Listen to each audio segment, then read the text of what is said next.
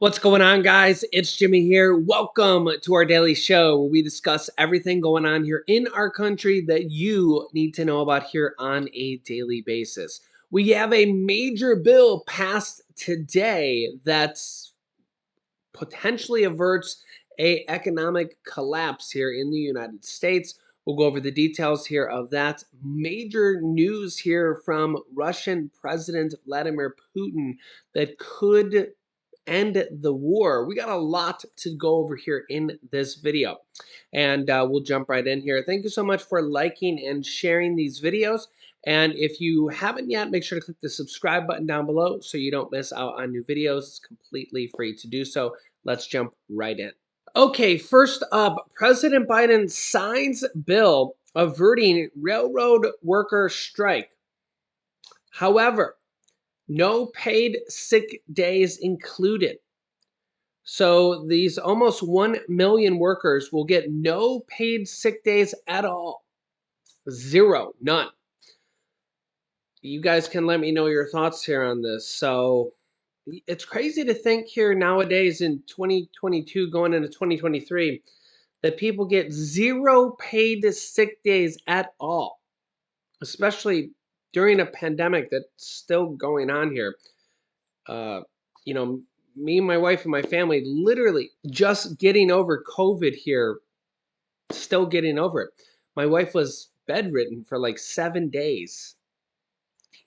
We couldn't, there's no way we could have went to work on a daily basis. To think that people get no paid sick days at all. Remember that over 60 to 64% of Americans live paycheck to paycheck every single week. And the, the railroad makes billions and billions and billions of dollars in profit, and doesn't want to give a single day of sick leave. You guys can let me know your thoughts here. Now, you're going to hear President Biden, he signed the deal. Republicans and Democrats in Congress are the ones that had to actually vote on the deal. And the president had to sign it, because if not, that there's going to be a strike. Now, the question here is, will the workers still strike anyways? Because they could. They could. So we will have to see if that happens. You'll hear that they're going to get a 24% raise, but that's over the course of 5 years, which actually works out to, I think, 4.8% a year. Remember that inflation is, 8% right now. So you guys can let me know if you think that's a good raise or not.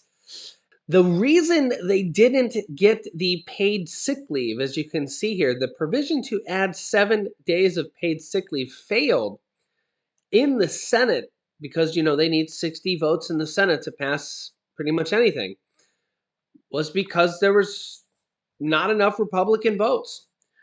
I failed 52 to 43. All the Democrats that were present voted to support it except for Senator Joe Manchin. Guess could let me know your thoughts on this. 6 Republicans also backed the measure, but it was not enough to meet the 60 vote threshold. So if we had, remember there's 50 Republicans and 50 Democrats in the Senate. There must have been a few Democrats that weren't present and were out sick, ironically, or whatever. But all the Democrats that were present voted to support it, except for Joe Manchin, which some would question if he's a Democrat. Only 6 Republicans out of the 50 voted yes, and thus there was not enough votes to pass to even give them 7 days of paid sick leave. And honestly, I think a lot of us at this point, it's not just for rail workers. A lot of people think that everybody in the US, all workers, deserve a few days of paid sick leave. I mean, one flu or one diagnosis of COVID can push you out for a whole week, let alone a few days here or there throughout the whole year, a couple days of sick here or there, or if you have kids and you have to stay home with them, 5-7 days of sick leave is really not that much for an entire year. Let me know your thoughts in the comments. Here's what President Biden has to say. The bill I'm about to sign ends a difficult rail dispute and helps our nation avoid what, without a doubt, would have been an economic catastrophe at a very bad time in the calendar. Our nation's rail system is literally the backbone of our supply chain, as you all well know, and so much of what we rely on is delivered on our rail, from clean water to food and gas and every other good. Rail shutdown would have devastated our economy. Without freight rail, many of the U.S. industries would literally shut down. In the event of a shutdown, my economic advisors report that as many as 765,000 Americans, many of them union members themselves, would have been put out of work for the first time, and within the first 2 weeks of the strike alone. Communities could have lost access to chemicals necessary to ensure clean drinking water. Farms and ranches across the country would have been unable to feed their livestock. And thanks to the bill Congress passed, and one I'm about to sign, we've spared the country that catastrophe. At the same time, we ensured workers are going to get a historic 24% wage increase over the next 5 years, improved working conditions, and peace of mind around their health care. And look, I know this bill doesn't have paid sick leave that these rail workers and frankly every worker in America deserves. But that fight isn't over. I didn't commit we were going to stop just because we couldn't get it in this bill that we were going to stop fighting for it. I've supported paid sick leave for a long time. I'm going to continue that fight till we succeed. Remember, we're the only first world country that doesn't guarantee paid sick leave for workers. You can let me know your thoughts on that, but something's got to change for that. I mean, if you get sick, you literally have no paid sick time for any industry, for any workers. I mean, it's unbelievable. So unless you work at a really good company that actually cares about you, you could get nothing. If you catch COVID, you catch the flu, you're just sick, nothing. If your kids get sick and somebody has to actually stay home and watch them, you're SOL. It's one of the things that America is really backwards on. I don't know how you could vote against that. Next up, the Kremlin says that Putin is open to talks on diplomacy on Ukraine. This comes after Russia's been driven further and further back out of Ukraine and has basically been losing the war here over the last several months. President Biden says he is willing to talk to Putin about Ukraine with conditions. President Biden and President of France, Emmanuel Macron, affirmed their support with Ukraine ahead of a cold winter that will test the alliance. However, Putin has already turned down Biden's talks and defends Russian attacks on Ukraine's energy grid. So it shows how quickly Putin says, well, yeah, I'm willing to talk, but not with Biden. So, yeah. So this is going to show you how quickly these peace talks are going to...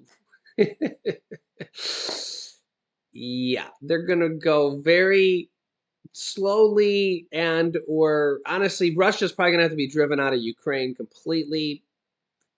I don't know.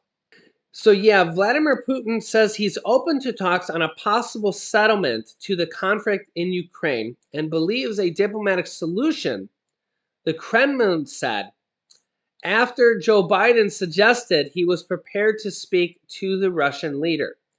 Biden, speaking with President of France, Emmanuel Macron, said the only way to end the war in Ukraine was for Putin to pull out troops, and that if Putin was looking to end the conflict, then Biden would be prepared to speak to him. Well, Putin shut that down, and Putin also said he's not going to pull out his troops. Kremlin spokesman Dmitry Peskov stuck a dovish tone when asked about Biden's remarks, saying that Putin remained open to negotiation, but Russia would not pull out of Ukraine. The president of the Russian Federation has always been and remains open to negotiations. in order to ensure our interests. So this kind of shows you that they say they're open to negotiations, but they're not really. Putin has said he has no regrets about launching what he calls Russia's special military operation against Ukraine, casting it as a watershed moment when Russia finally stood up to the arrogant West after decades of humiliation in the years since the 1991 fall of the Soviet Union. Ukraine and the West says Putin has no justification for what they cast as an imperial-style war of occupation. Ukraine says it will fight until the last Russian soldier is ejected from its territory, which honestly, at this point, is what they may have to do to end the war, because this is what Putin does. He says that he he's open to negotiations, and the negotiations are basically like, oh yeah, if you give us Ukraine, if you give us parts of Ukraine, half of Ukraine, and surrender, then we'll negotiate. It's basically like talking to a completely unrealistic person and saying, "Oh yeah, sure, we'll negotiate with you." It's like, well, you're losing the war. You guys are being driven out of. It's not like 6 months ago when they were like taking ground. Eh, the guy's just totally unrealistic. And I mean, at this point, the only strategy that's working for them is just shooting long range missiles at targets that, you know, basically all the actual warfare that is, between troops and like combat, they're losing. The only thing that's working for them is shooting long range missiles where there's, none of their troops actually in combat. Now that could continue for a long, long time. You guys can, yeah. And you got to really think about Ukraine. How many lives are being lost there? How many civilians have been lost there? Um, Imagine if you lived there.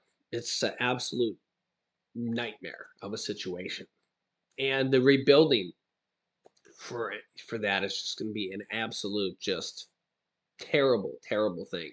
My thoughts and prayers go out to anybody that lives there or has family member there. It's just absolute total, total nightmare.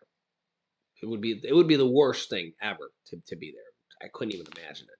Also note here, as part of Russia's negotiations, they're demanding the annexation land be recognized before they even talk. Remember, the United Nations, basically the whole world, voted on this and overwhelmingly voted that the annexation votes were basically illegal. Overwhelmingly, the world voted, said, yeah, that vote was basically total BS. You can see here Russia illegally annexed 4 Ukrainian regions at the end of September without even controlling any of them. 9 months into its invasion, it has lost more than half of the land it has seized. So this is how much land they're losing more every week. Yeah, so this is how unrealistic their peace talk negotiations are. Also, Elon Musk suspends Kanye West again from Twitter, also known as Ye, after he posted a swastika tweet. Also, yeah, this is, Kanye West is really just he out there. I think he's just kind of he's he's on some type of medication. He's got some type of mental problem or something that he's admitted to in the past. There's something going on there. He went on a show called InfoWars with Alex Jones and actually said this quote. I don't even want to say it. You guys can just read it. he's said a couple different things. I would show you the footage, but I don't even think I can. Uh, this guy is just, I mean, it's unbelievable, unbelievable. And Alex Jones is the guy here who he was also with that other guy that's the Holocaust denier. Um, and no, no, they're Holocaust deniers. I think no, they don't think it happened. And these are the two guys that President Trump just met with. So what do they think it's a hoax? Yes, they think it's a hoax. I mean, you guys can let me know your thoughts on this, but What about all the people that were murdered?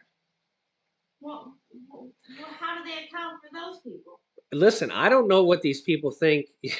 um, there's a lot of people that are really out there. I'm not sure what they're thinking, but Wow. I it's really sad. I did not know that. Yeah. You guys can let me know your thoughts here in the comments. They've all lost their Twitter accounts. So even though Elon Musk wants to promote free speech on Twitter, um, I guess that's a little too free. Free speech only goes so far. Yeah. So you guys can let me know your thoughts here in the comments. You can also see here Alex Jones, the guy who